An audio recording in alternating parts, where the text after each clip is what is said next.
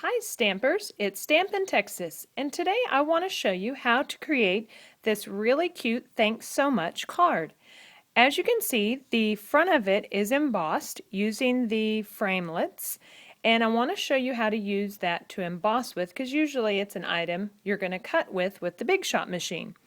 I've also created an envelope for this particular card, and I will show you how to use the diagonal score plate in an upcoming video to make your own cute envelopes. But let's get started with the Thanks So Much card.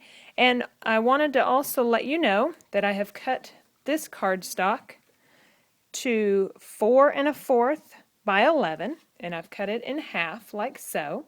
You can also cut your cards going the other direction. This one is 5 1/2 by 8 1/2, so either way it works. But let's get the Big Shot and let me show you how to layer it up so you can emboss using that framelit. Alright, so I've got my Big Shot machine. I'm going to get my multi-purpose platform like this, and I'm going to open it up so no tabs are showing, and I'm just going to set it right there for the moment. I am then going to put in my cutting pad, my bottom cutting pad. I'm going to get a piece of scratch cardstock. This is just a piece that I'm going to run through to kind of take up some space like a shim. Then you're going to need the silicone rubber. It's the Bindi rubber that's sold with the Big Shot, like so.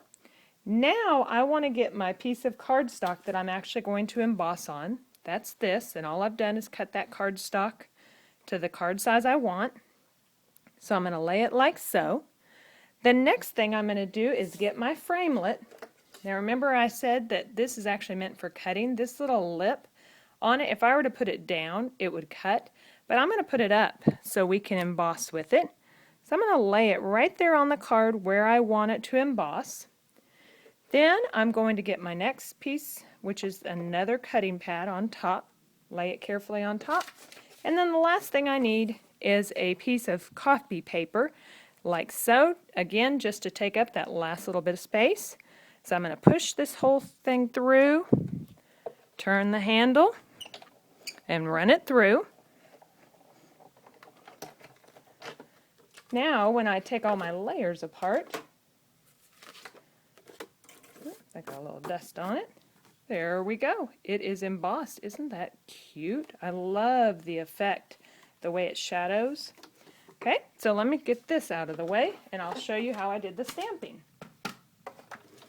Alright, what I've done on the flower is I've actually got a green marker and a black marker, and this particular stamp is from the Bright Blossom stamp set. It's a sneak peek item during the month of April.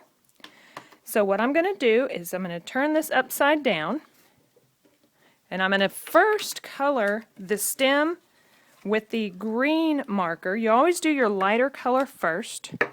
So let me get this up here towards the camera so you can see. I'm just going to add a little color there. Do your light color first. And then I'm going to take my black marker and then color the bottom half of it, the vase, like so. Now I'm going to go directly to my paper. Nice having a clear stamp set that you can look through and see where you're going. Okay, so I've got that. Now the other image out of that same Bright Blossom stamp set is this little guy, and I'm going to be using the Real Red ink pad. So let's stamp that on there.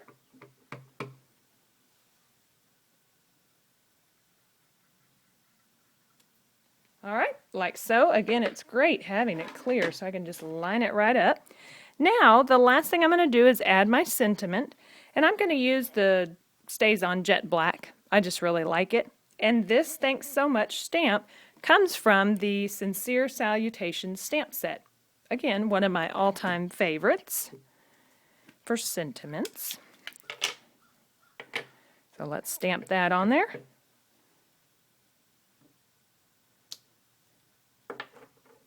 And there you have it. It's that quick and simple and easy to create really cute, fun cards. Isn't that neat? I love embossing with that framelit. Thanks again. Hope you enjoyed.